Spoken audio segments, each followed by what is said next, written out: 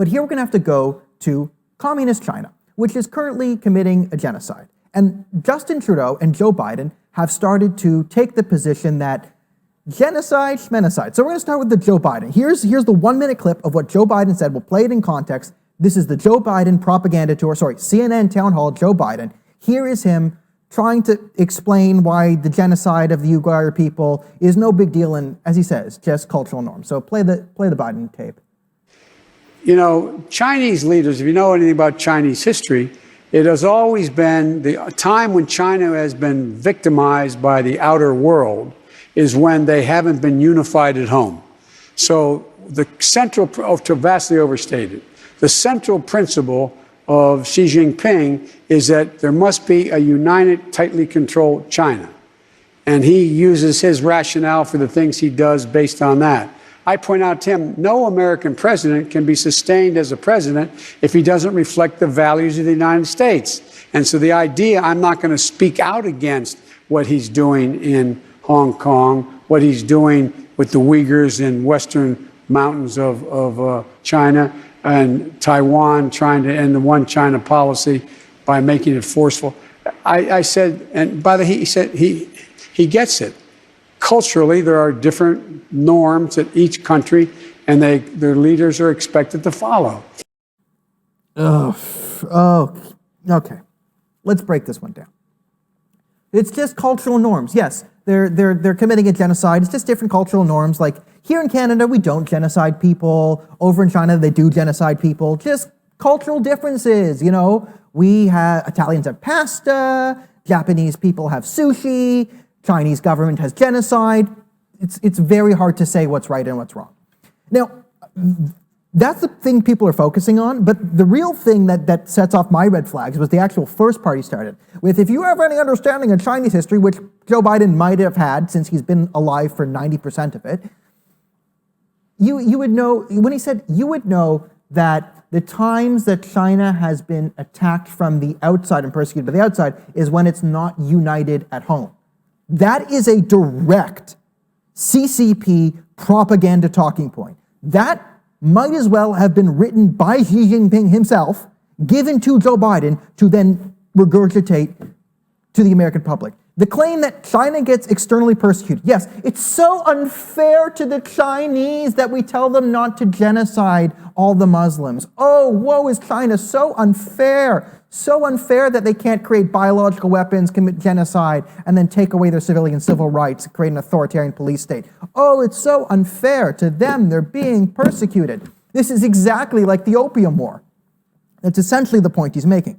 Now, okay, fun fact on current modern Chinese politics, because that's why you come to this show.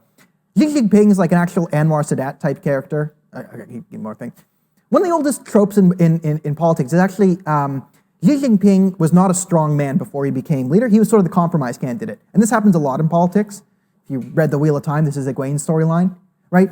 It's actually the oldest story, right? Anwar Sadat, Xi Jinping. You have two strong factions, right? And they both hate each other and both grab power. So as this, they kind of have a compromise candidate where both sides sort of pick a weaker third party that no one really has a problem with, and they both think that they can control him. And what happens every single time here is they give that person ultimate power. He then realizes, well, now I have the power, and then he starts to purge the two factions that are trying to control him, and then he becomes the strongest one.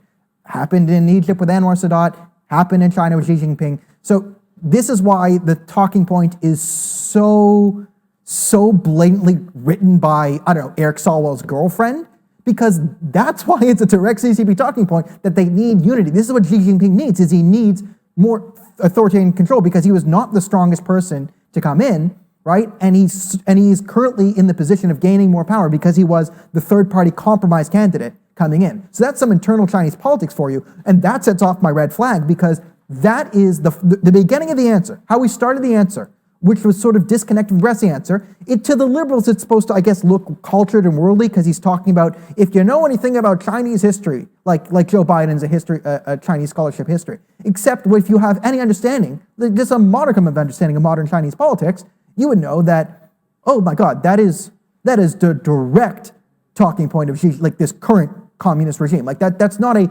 historical argument. That is a direct talking point from the regime. So that was ridiculous. Now, moving on to ridiculous leader number two, and tolerance of genocide, or genocide's a loaded term. Let's bring up glorious leader Justin Trudeau, who has a lot to say about Canada and its human rights abuses, but a different tone on actual genocide. So let's bring up Justin Trudeau.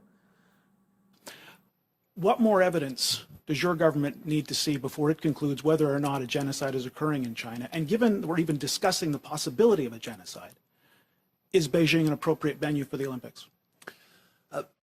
First of all, on determinations of genocide, the principles of international law and the international community in general, I think rightly, takes very, very seriously the label of genocide and needs to ensure that when it is used, it is clearly and properly justified and demonstrated so as not to weaken the application of genocide in situations in the past. And that's why it's a word that is extremely loaded and is certainly something that we should be looking at in the case of the Uyghurs. And I know the international community is looking very carefully at that, and we are certainly among them, and we will not hesitate from being part of the determinations around these sorts of things. We have been consistent in our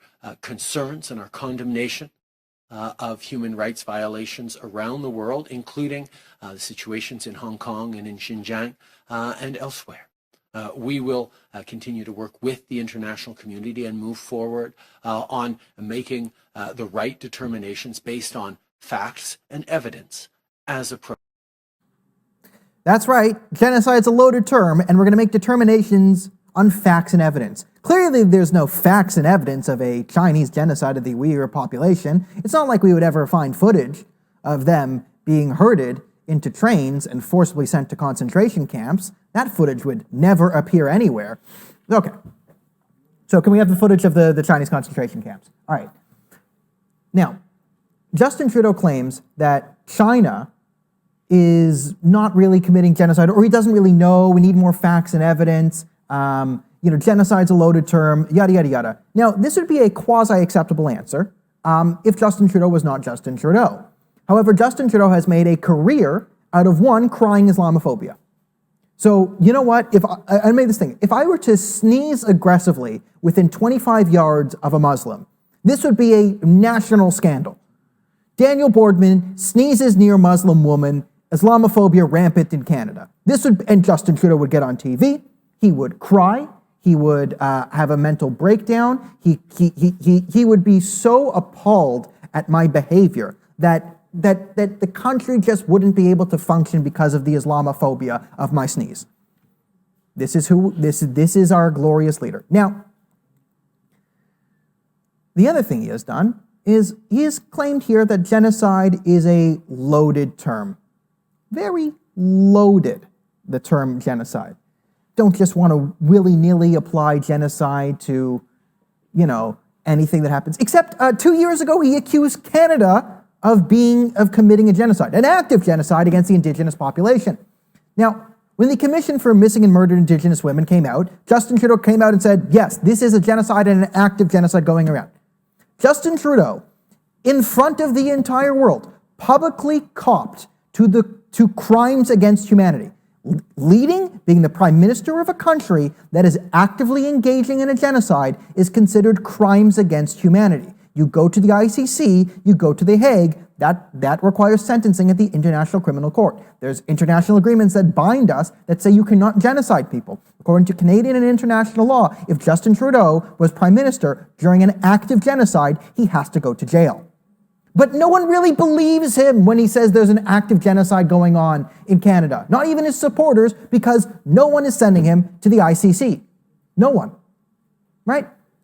Now, the best way to listen, any missing, murdered, abduction of any woman, but we have to add two-spirit, bi-pan, whatever, LGBTQS, whatever, Indigenous people's terrible. Now, I've said for a long time, violence against women is a real problem. The number one threat to white women is white men. The number one threat to black women is black men. The number one threat to, Brazilian women, Brazilian men. Argentinian women, Argentinian men. Peruvian women, and et cetera, et cetera. The number one threat to indigenous women is indigenous men. Women are most likely to experience violence from someone they are close to. Husband, brother, father, uncle, right? Strangers pretty far down the list. So around 70 to 75% of these missing and murdered women were murdered by a family member. Now you could say, well, now you would actually expect that number to be about 80 to 85% if it was on par with the average in society. So it's actually happening at a lower rate of intercommunal violence, let's say, on that end. So yeah, it's a problem. And have there been racist RCMP officers? Have there been racist, provincial police who have, sexually abused indigenous women and then sort of laughed about it? And yes, this has happened and it's terrible. But, the crimes of a few people historically does not equal a current genocide. So Canada's committing a genocide, but China isn't. And there's no evidence. Guys, can we have the evidence of the China committing a genocide put up in the corner there? So, yeah, Justin Trudeau can't find any evidence. Any evidence of a genocide. He needs more evidence. This drone footage of Chinese Uyghur people being rounded up, forcibly put in trains and sent off to concentration camps, clearly not evidence of a genocide. Because, listen, I hate stupid Holocaust comparisons. I do. This is like the Holocaust. It's probably not like the Holocaust. But rounding up ethnic groups of people, as you can see they are clearly chained, sat down, blindfolded, putting them on trains, sending them to concentration camps, forcibly sterilizing and raping their women, yeah, that's kind of a little bit like the Holocaust. Yeah, there's no death camps yet. So, you could call it a diet Holocaust, but at least the, Holocaust comparison is warranted here for the Uyghur people. And again, this Justin Trudeau, every other day of the week, he is Captain Islamophobia. Captain of the Islamophobia team, right? He will cry. The hijab hoax brought him to tears. But here we have an actual genocide targeted against Muslim people, and he needs more evidence, needs something better than actual video footage of the genocide.